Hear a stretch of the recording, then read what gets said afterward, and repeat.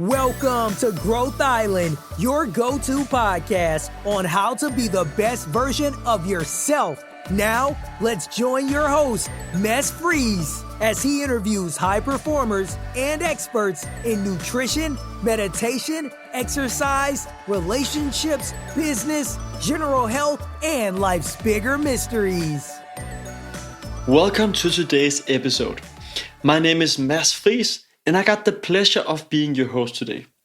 Today's guest is Alexander Avanth, who's a former monk, experienced meditation teacher, has done a TEDx talk with the title Navigating Digital Mindfulness, and today helps companies and individuals in the role he defines as spiritual technologist.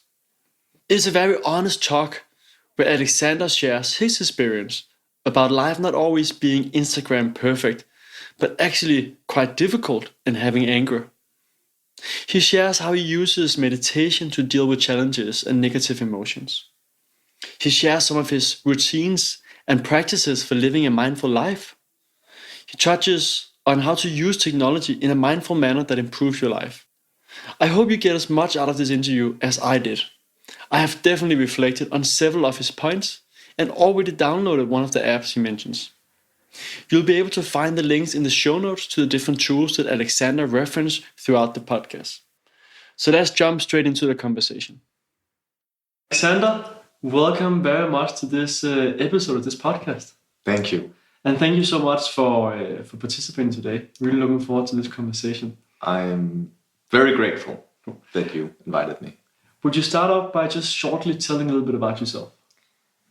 It's such a hard question, because, there's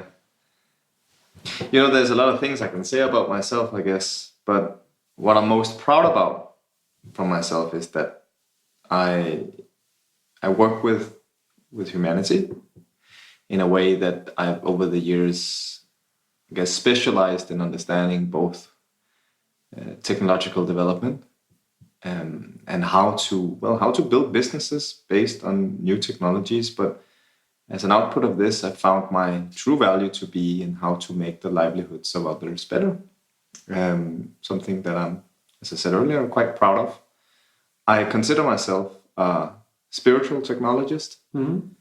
It's a term that I was actually given as I was engaging as a mentor for a startup incubator, and they called me a spiritual technologist because of my somewhat alternative way of speaking about development of our world, but also with respect to the nourishment and the caretaking of our humanity. And this automatically came out as this funny word that I've learned to love because I feel it encompasses quite well what I feel I want to stand for. And that is to try and do whatever I can to leave this world in a better condition than how it was given to me. And I do this by using tech, by using spirituality to lift people up to a higher potential. Yeah. So if we back that up a bit, so your upbringing was whereabouts in the world? Well, I'm Danish, born and raised in Denmark. So I've lived some time in the US to get that angle of the world in space, but mostly been, I guess, in a westernized context, brought up. However, my mother is Thai. Yeah. And I guess what you're fishing for is as well how I've gotten to embrace my eastern side of myself. And I got to explore that as an ordained Buddhist monk of the Theravada Buddhism, which is the common sort of Buddhism in East Asia. I guess that was kind of the awakening of questions that is not so, I guess, elaborated in the West, a bit more mystical and open-ended questions that they're very good at asking in the East. Mm-hmm. So what made someone from the West suddenly move and become a monk? Again, several things. Family. Mm-hmm. Family means a lot to me, and I have a very large Thai family, and there is a tradition in Thai the Thai, end of the world in Thai families, that the oldest son must ordain as a Buddhist monk for the family to be reborn, or at least to be lifted up to nirvana. Yeah. And this, of course, I'm not that religious, to be honest, and I feel it's a beautiful thing. And of course, there was something I wanted to do for the family, this sake, because I haven't had the opportunity, I guess, to the same extent throughout my life to give a little back to that part of me. And so that became one cause that I wanted to seek out for this. And the other one was, of course, to see, well, how does spirituality play a role in my life? And what does spirituality mean? I guess to that point in time, I always saw spirituality as something that had to be religious. And my awakening on this was that it didn't. I mean, spirituality is just how you manifest your belief system. And I think this was somewhat of a way of challenging my belief system through 26 years of life, 27 years of life. And there was kind of an unknown reason, but I knew there was something there that I would like to explore. Yeah. So that's kind of the two sides of the reason of going there. So do you have a grand master there? How does it work? Do you tell them like, spirituality is not necessarily with religion, or was that something you took out from being there? Well, there is religion. Yeah. Buddhism is treated as a religion and followed quite strictly by a majority of Thai people. And there was some aspects of religious scriptures that I had to understand and learn and recite upon ordaining as a monk. The Grand Master, there is an abbot, I guess you can call it a temple abbot, which kind of, he's responsible for a specific region of the monkhood, which I had to abide I had to pledge my monkhood to. You become somewhat of a apprentice under him, and then I have a teacher. So how, just for someone not involved in that process, how does that work? So like you stand and bow for like 10 days, just like... First of all, you need to study a lot. Yeah. You need to study a lot, and you gotta bunk down for that. You need to pay respect, and you have to pay your dues to the temple. They ask you why do you want to become a monk? Yeah. And they're quite strict about Westerners as well entering a Buddhist monastery, a Buddhist temple. So what did you say there? Well, luckily I had the support of my family, right? Yeah. So there was something I could say that I wanted to explore. Yeah. I'm half Thai, and I feel I have at least half the right to explore this part. And the other half was then the family who stood in my place and said, they would very much like if I could enter this temple. So if I came down... You could as well. What would they say then? Would I be like, hey... That depends again. So the different side of the story is you need to find your temple. Yeah. And you need to find a master a teacher who can take you in. Yeah. And that's also some kind of it's a maze, because how do you find that? Right? Yeah. And this was a lot of interviews to different temples. So you could do that. So do you Google them, or do you go like tuk-tuk and give me the best temples? That's the trick. To be honest, I don't know. Yeah. We had to kind of explore. We visited different temples. We scheduled meetings with the monks, because I thought to begin with it would be that way, that you could send an email, I'd like to sign up for a monkhood stay at your resort, and is that how it's going to work out? And it's not. They follow quite old ways of doing it, and I think that's quite cool, because it kind of asks you, how bad do you actually want this? Mm-hmm.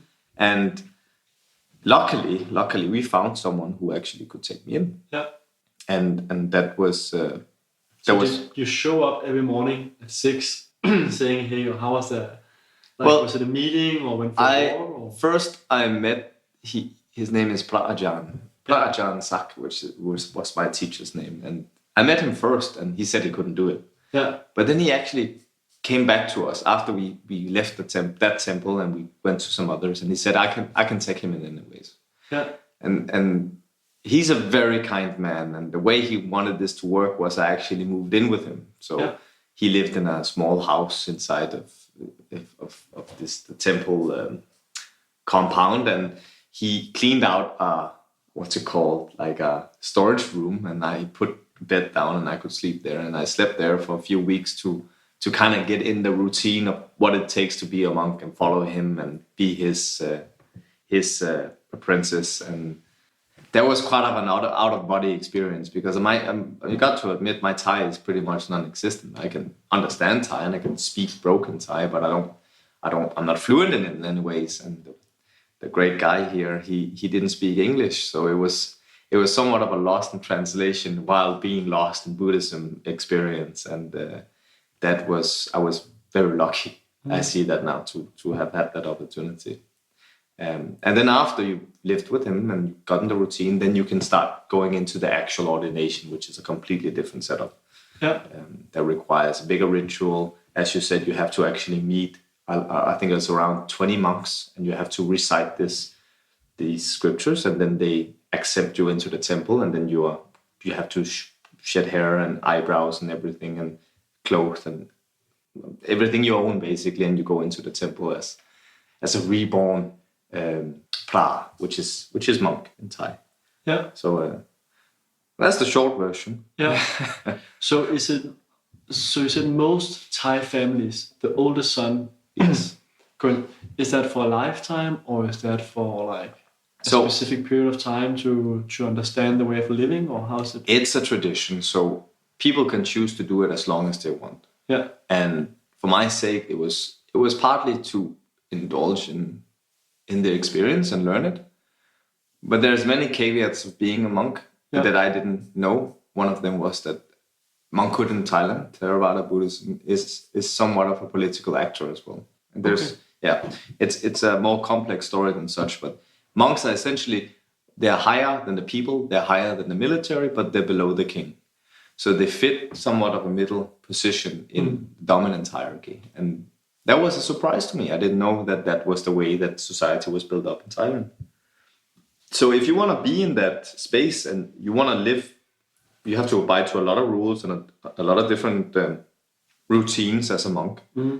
So if you want to do that, you can do that. And my teacher had been a monk for 20, 25 years, something like this. And absolutely amazing individual. But I saw young men who just ordained, stayed a few days, and then left again. A young Thai men while I was there.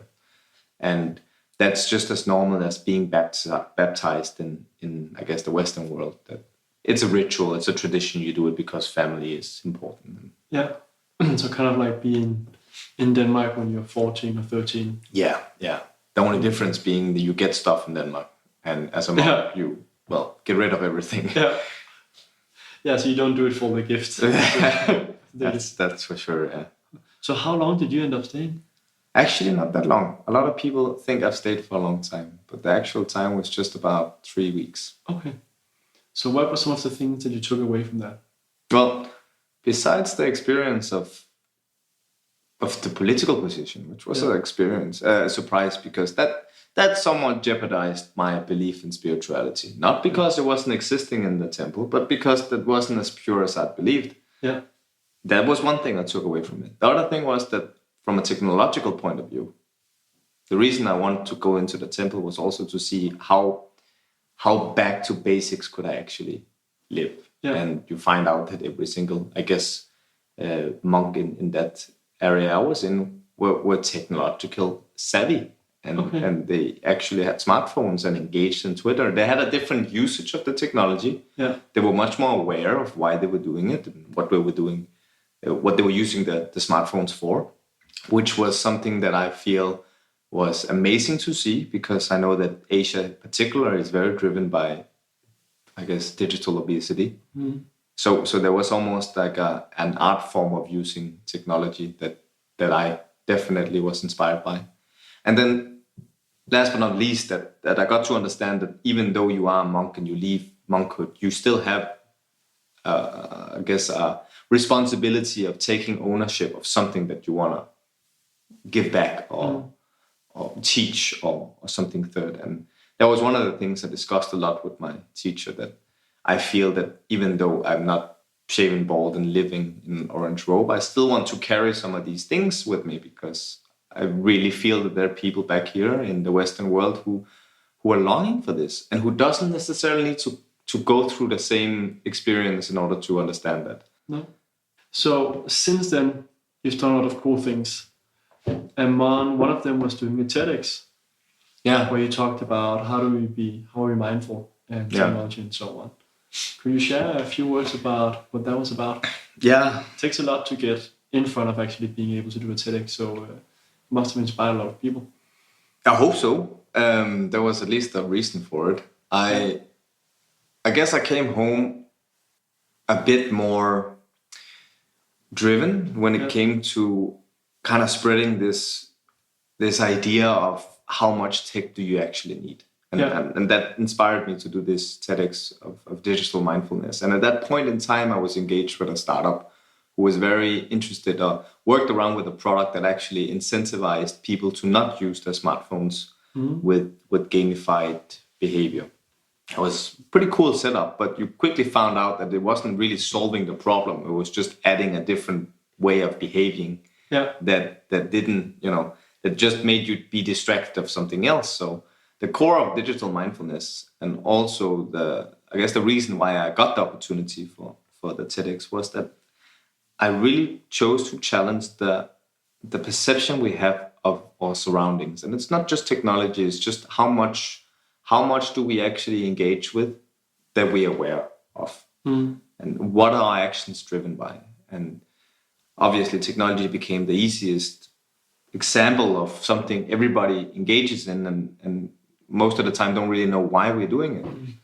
And so digital mindfulness became this kind of campaign for me to say, okay, at least be aware when you engage with technology. Because if not, it's like, the feeling you look in the fridge and you don't know what you're looking for, but you're still looking in the fridge. And I think that kind of behavior is getting more frequent. So the whole idea with the TEDx was also to try and speak it out, because one of my biggest passions is to try and manifest the feelings and thoughts I have about this subject and make people aware of what they actually do, so they may have a choice to have a say in that. Yeah.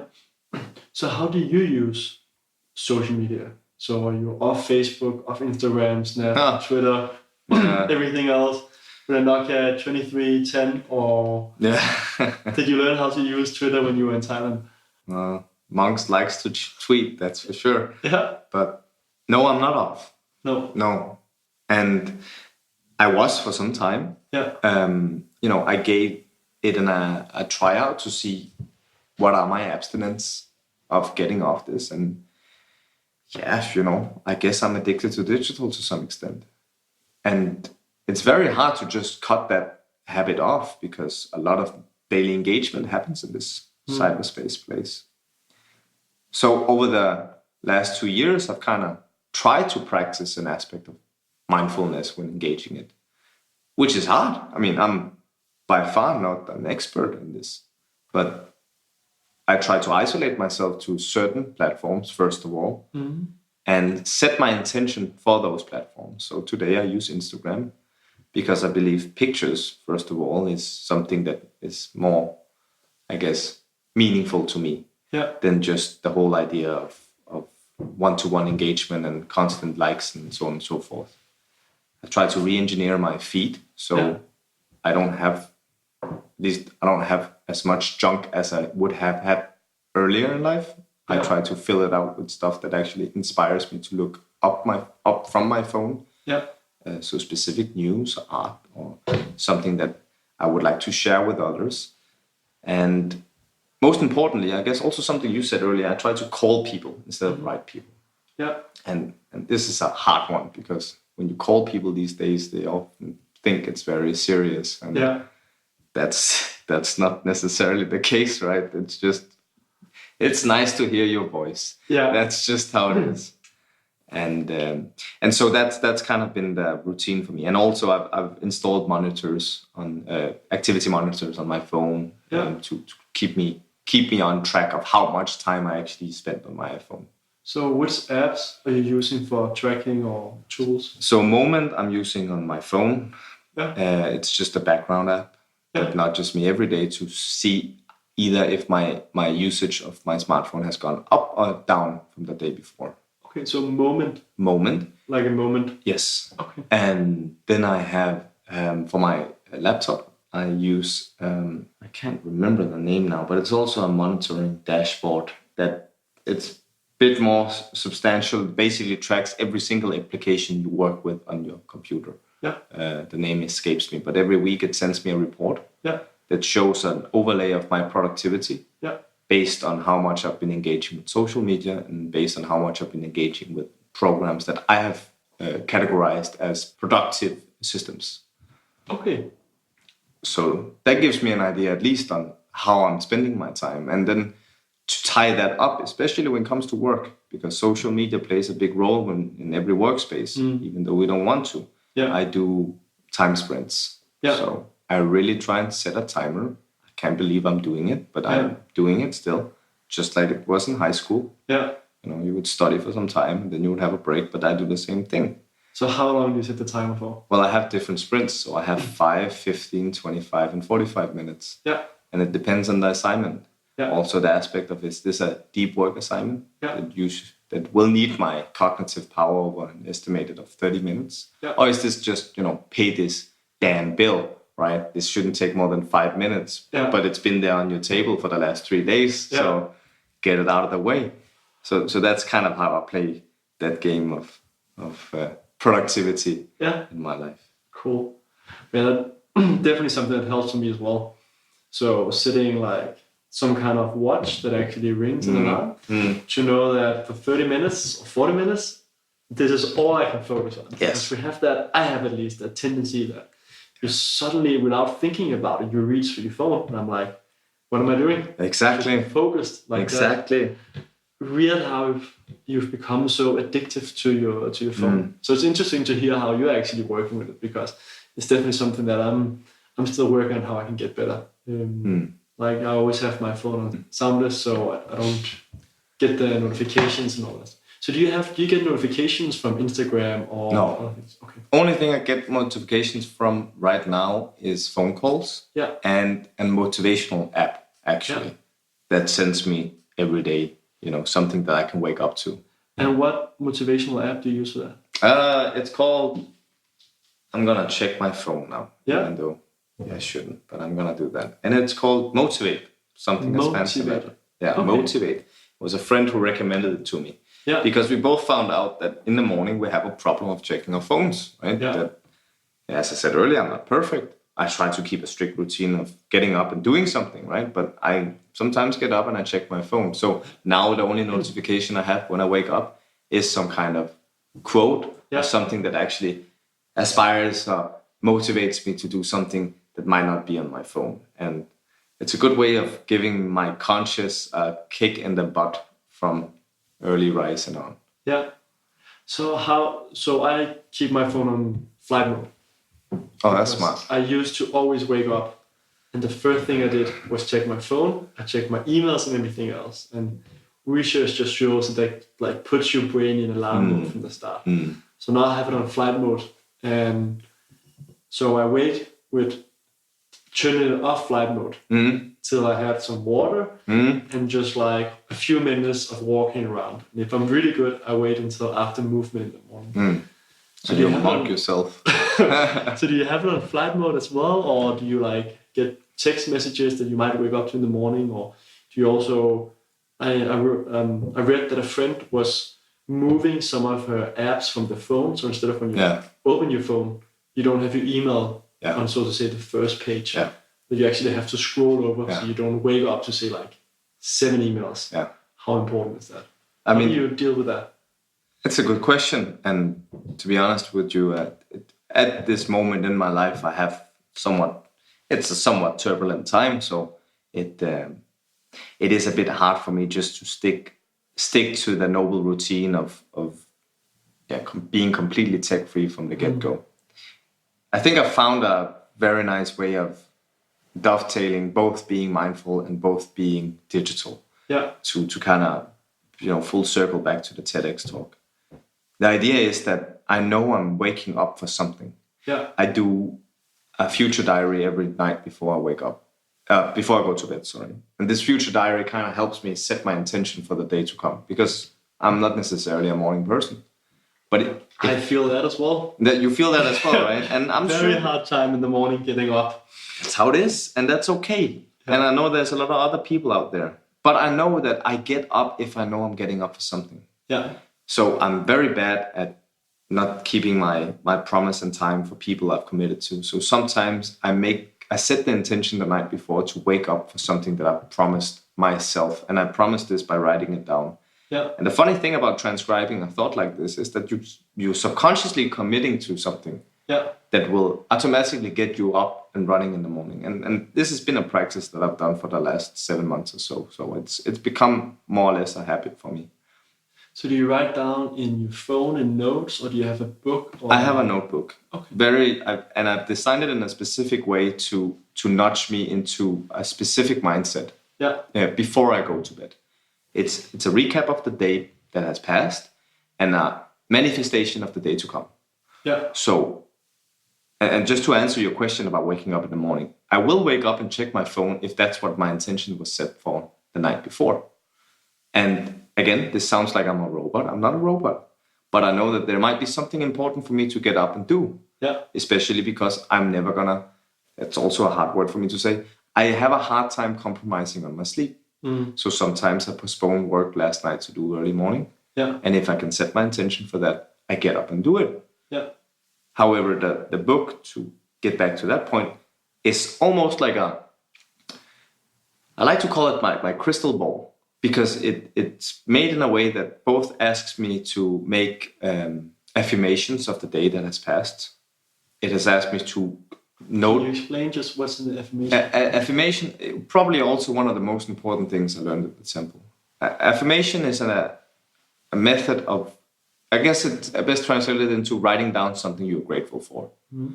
But you need to be very specific in formulating what you're grateful for. You can't just say, it was a good day. You have to be specific about what made that day good.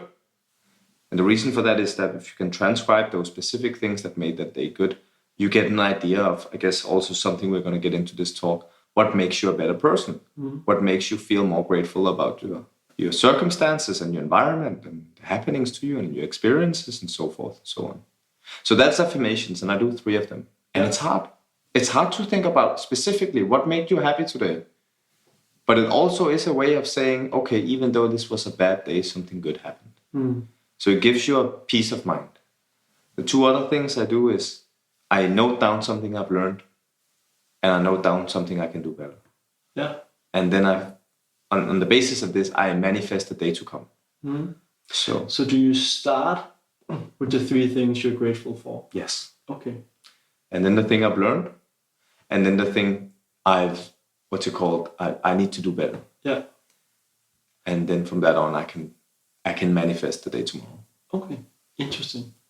Because I would think that you do that with manifesting the things for tomorrow, but I would think you want to end on a high, something positive. So I would actually think that you would start with what you learned, what you need to improve, and then what you're grateful for. To kind of end your night and then like what's going to happen tomorrow. So you fall asleep on the most positive. I know at least like if I think about what I should improve, sometimes I'm like, damn, I could do better than that. But because the 3 things of being grateful is one of the things that's researched on, at least, that does one of the biggest things for your happiness. That writing down 3 things you're grateful for is amazing. I do it as well every night. And great. Nice. I do it in notes on my phone. Yeah. And then I always get surprised, or often get surprised about, once you get started, the first 1 or 2 things might be difficult. But then suddenly you start to think more about good stuff that happened in the day. And then I do, at the end of each year, I look through all of my notes and look at what are the themes. And that's been a way for me, at least, to see what is it that really makes me grateful. What makes me really happy, and see like certain themes are very clear. And I also found that certain people that I feel like I haven't talked to this person a lot this year. But they actually appeared.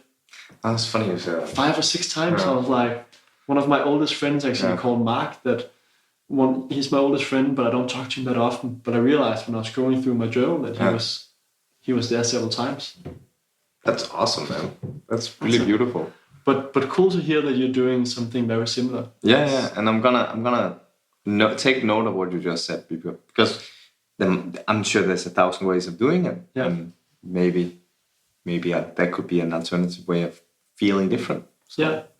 So how does it help you with? I'm really interested in like writing down what's going to happen the next day. Yeah. So most of us keep a calendar. Yeah. At least that's a good way of starting if you want to do anything in your life. Keep a calendar. Yeah. However, a calendar is still just a set of tasks. Yeah. Happenings, right? Big to-do list. Exactly. So my experience, at least this year, has been somewhat turbulent again. It's the second time I note this. But that's just because that's how it's been. And I've come to understand that there are some uncertainties in my life that I'd really much just like to have a strategy of how to engage with. Mm-hmm. And I think I can't remember who it was, Churchill or something, who said, failing to plan is planning to fail. Mm-hmm. And the idea with this, at least future diary, is to, if I could choose how the outcome would turn out, it would be like this. Yeah.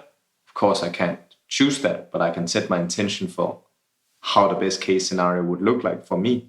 Yeah. And why wouldn't I do that? Yeah. So future diary is just a few lines, actually. It takes me no longer than 10 minutes max. Yeah. And what I write down in it is, first of all, mostly describing my morning. Yeah. Because if I can describe my morning, usually the day is going to be okay. Yeah. And then I try to take on the biggest tasks I have. Another part of the diary is that every Sunday I write down the most important milestones I need to reach for this week. Yeah. So there is something about interweaving or woving these important tasks into the day to come.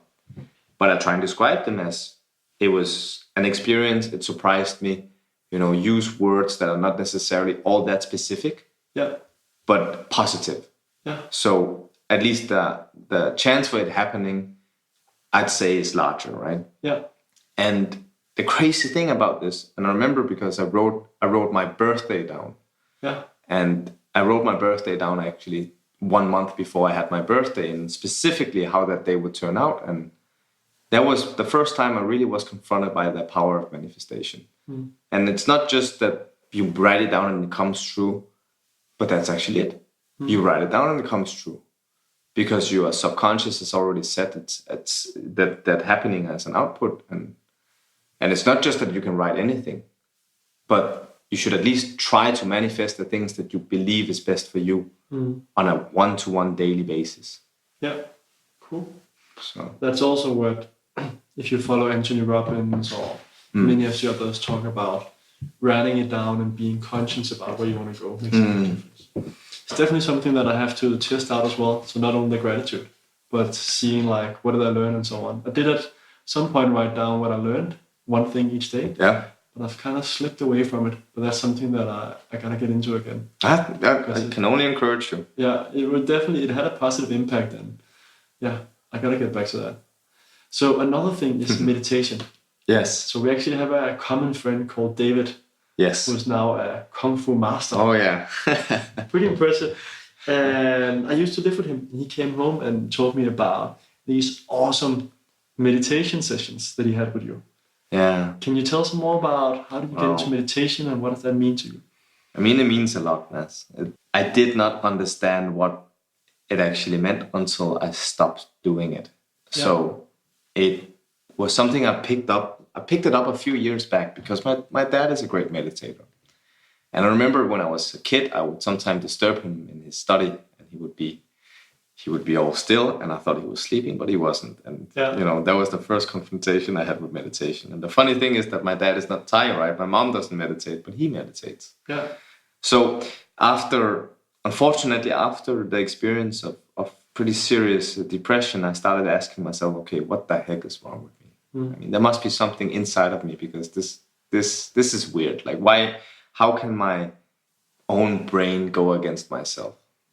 And that, I guess, was around the age of 25 or so, which was too young in my eyes to go through such an experience. But it allowed me to be more open to try alternative ways of managing myself. Mm-hmm. And this was where I kind of indulged myself in meditation. and what that actually meant. Because my initial understanding of meditation was to sit down, breathe, and not think of anything, which is true. That's it's a type of meditation. It's called samatha meditation, but it's extremely hard. Yeah. It's a meditation practice that focuses on breath and enhances concentration, and something that is very hard in a connected 21st century society. And so I couldn't figure it out. Yeah. Right? And automatically I just felt it was overwhelming and I gave up. But when I came to the temple, I was introduced to several meditation styles. And it was a short visit, but it was still enough to kind of give me an idea of what's out there. Being a quite big fan of fitness and training, I learned to understand that meditation is mental training. Yeah. Obviously. It's like any other fitness training, and that means that there's 1,000 ways that you can do it. So coming back, I was eager to show that if you want to be digitally mindful, you need to understand that first and foremost, meditation is not about controlling your thoughts, but primarily not about not letting your thoughts control you. And so what does that really mean, right? It means that you should be able to observe, you should be able to be conscious about what is going on while not being dragged away with it. And this practice was, I guess, what David, at that point, I tried to introduce to people, which was a mixture of samatha, which is this deep kind of meditation, and vipassana meditation, which is more focused on the here and now.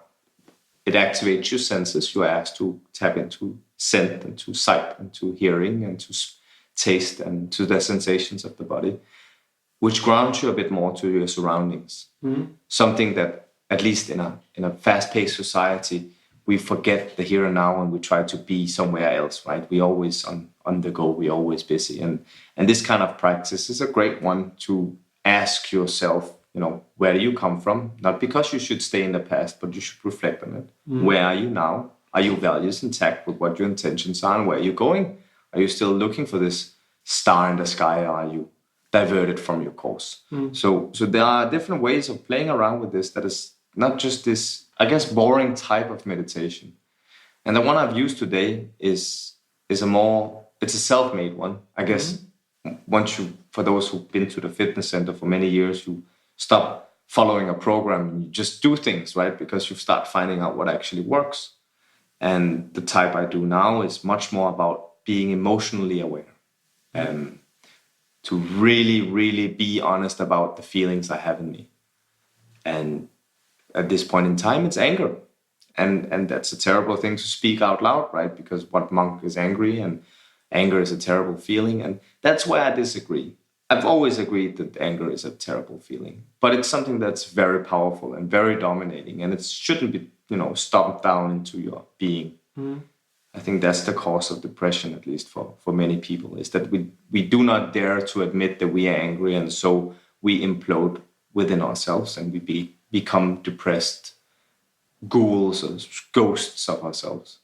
And so I acknowledge at this point in time that I have feelings of anger, and I should forgive myself for that. And this practice is freeing, Mads. It's because if you wake up and you have this tension in your body and you're like, okay, it's gonna pass. It's only gonna pass if you dare meet it, first of all. It's not confront it, meet it, and try and see what this thing actually is. So how do you do that? So particularly, how do you meet that?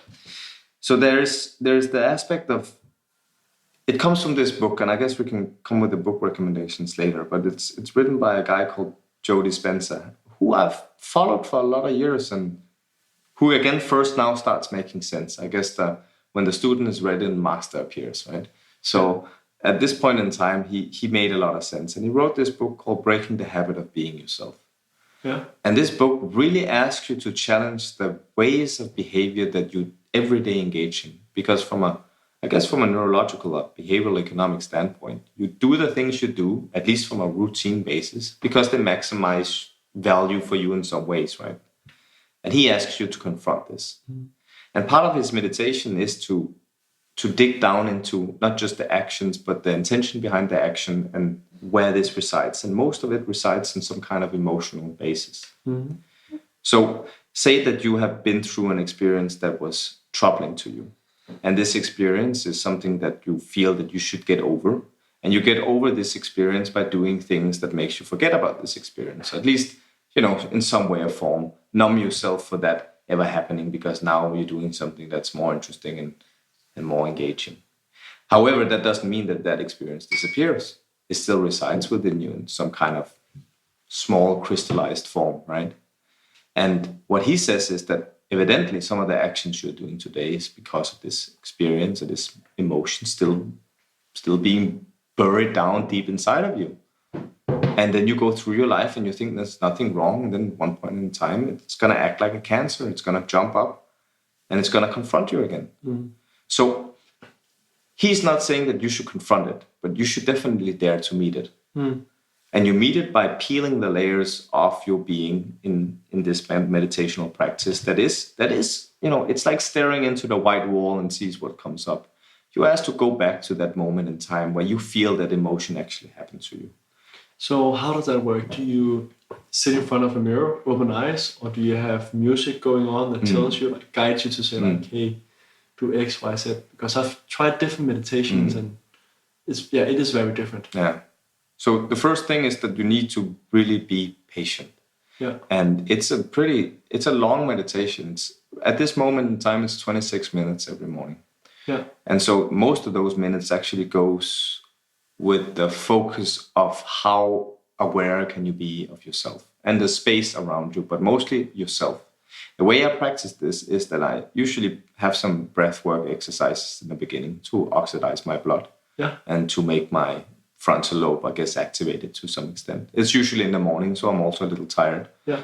But I then continue on to be very aware of how my body is. And I do this by imagining water rise around me and completely, I guess, drowning me to some extent, but I can still breathe. So what would it feel like if water started rising from your feet and all the way up to your, covering you basically, slowly.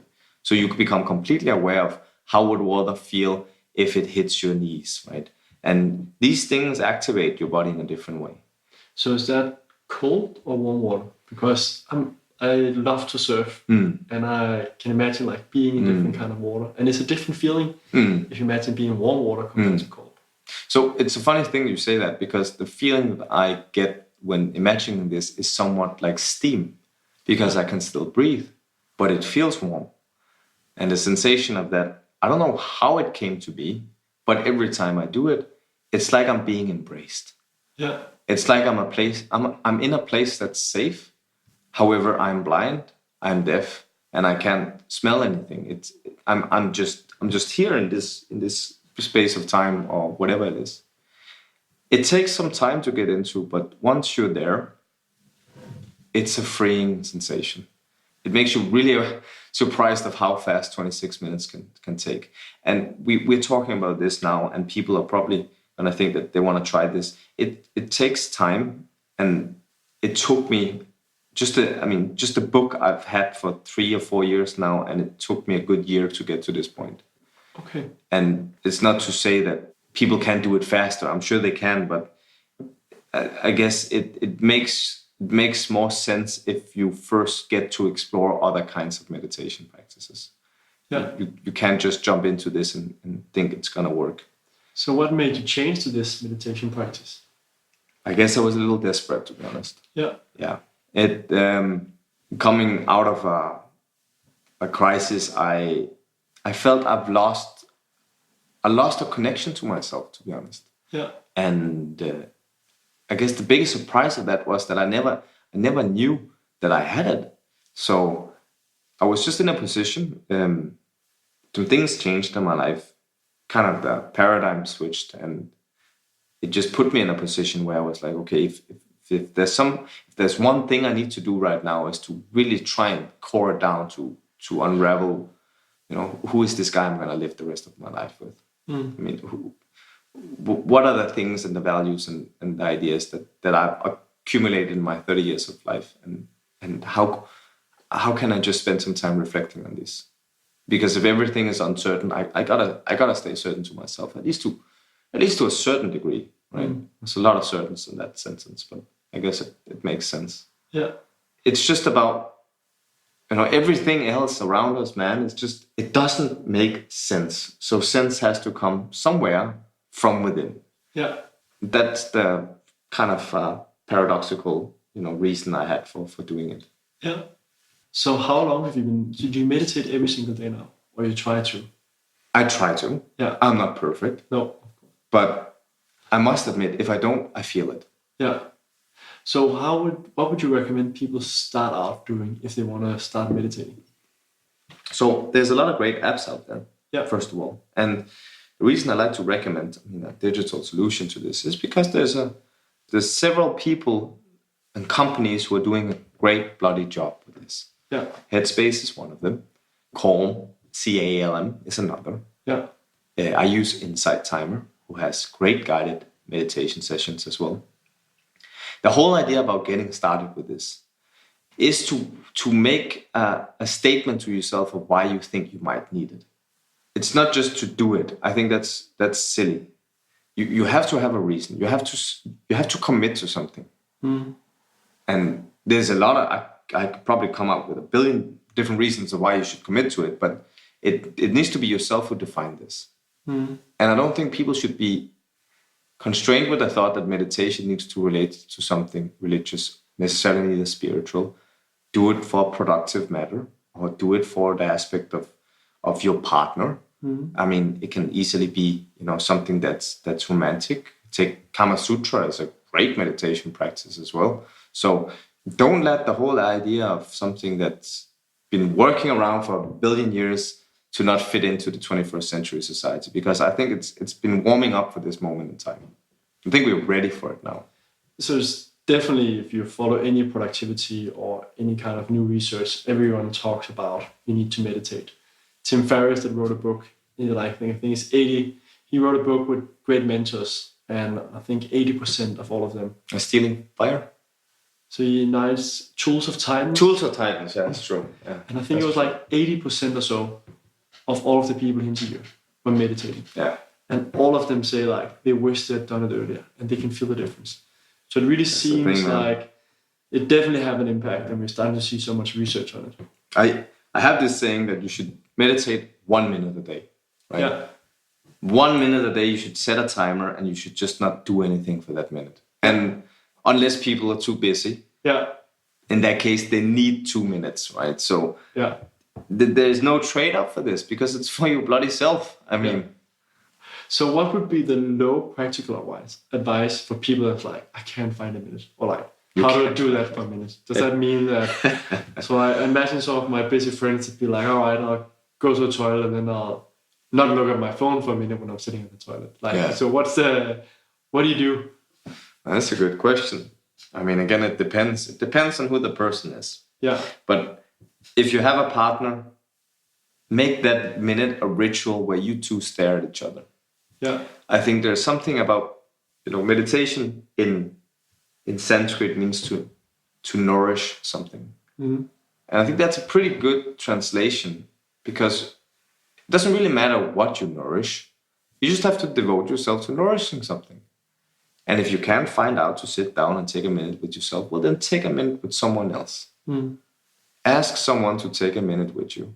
And if that person is a person that you love, then what better bloody investment could there be of 1 minute? True. So just before we round off, if you give 1 or 2 recommendations to the people listening here, what could that be? So, and it could be a recommendation about anything. So I guess to give people some idea of direction, there is this mission I feel that is above all something each and every individual should pursue. And that is to become the best version of yourself, right? And I say this, and you might ask, what does that mean? Well, that's not my problem. That's your problem. You need to define that. And tying in everything that we talked about, what does it take to become the best version of yourself? Mm. The way to answer this question, in my eyes, is threefold. Either you remember a time in life where you have become, or where you were the best version of yourself. If that's the case, you need to sit down and use 1 minute to reflect. on what the circumstances were at that point of time where you were the best version of yourself. Or you have never been the best version of yourself. In that case, the minute should be used to explore, take risks. Because let's face it, if you've never been the best version of yourself, then what the hell do you have to lose? You have everything to gain. And last but not least, perhaps you right now in time are the best version of yourself. In that case, congratulations. But that means that you have a very, very, very serious responsibility over both to yourself and the rest of the world to sustain that, to nourish that, and to make sure that you don't become complacent. There's something about making sure if it feels good today, how do you sustain it? You don't fix your roof when it's raining. You fix your roof when it's sunshine. So make sure that you have everything in place to go into rainy days. Thank you very much, Alex. And You're welcome. Thank you for spending the time and sharing some of your thoughts. Really appreciate it. Of course. So if people want to talk to you further on this, I know you also you both work with companies, you work with individuals as well. You've done some private coaching and so on. Can you just elaborate a bit on that before we end? So as a spiritual technologist, I've devoted myself to try to help people do better for the world. Yeah. And I do this, as you say, in different ways. I run strategic workshops for companies who seek to better understand the future and better understand the role of how management, both from a professional sense, but also from a social impact sense, can benefit the world. So that's strategic workshops specifically on technological development and the humanistic values in this. Or on a more personal level, as you said, I offer private coaching, and this is more based on this idea of becoming the best version of yourself. So what does that take? This is both in relation to impact investors, impact entrepreneurs, individuals who feel that they want to do something greater for the world. The agenda for me is quite important. I do not want to help individuals make more money, but I want individuals to have a say on how to make the world better. And on those occasions, everybody is, of course, welcome to contact me. More than happy to hear stories and ideas. And if anyone feels that I might be able to apply values to the visions of how they see the world, I'd be happy to lend an ear. Cool. And where can people find you or follow your work or so? Please join me on the fantastic platform of LinkedIn. Yeah. I guess that's the professional business card. I'll be sure to add a link. Please do. Or Instagram. Again, this is where I guess my life happens. And that's not to say that I live on Instagram, but at least I share aspects of how living is on Instagram. You're welcome to contact me there on my website, which is Avanth, avanth.io. Cool. Well, that's definitely something for the listeners out there. Interesting to follow. As you can hear, Alexander have a lot of experience in life, is very honest. And you can feel have his heart at the right place, willing to help people. So highly encourage you guys to go follow him. Thank you so much, Alexander, for joining. It's a great pleasure. Thank you so much, Mads. Thank you very much for listening today. You can find the show notes and links to Alexander's work at growthisland.io. And with that, I hope you have an amazing day. Thanks for listening to this episode of Growth Island. Be sure to subscribe for more episodes on how to be the best version of yourself. And if you found this show helpful, then please leave us a review so more people will learn about the podcast, or share with a friend who can benefit from it too. Thank you again and have a wonderful day.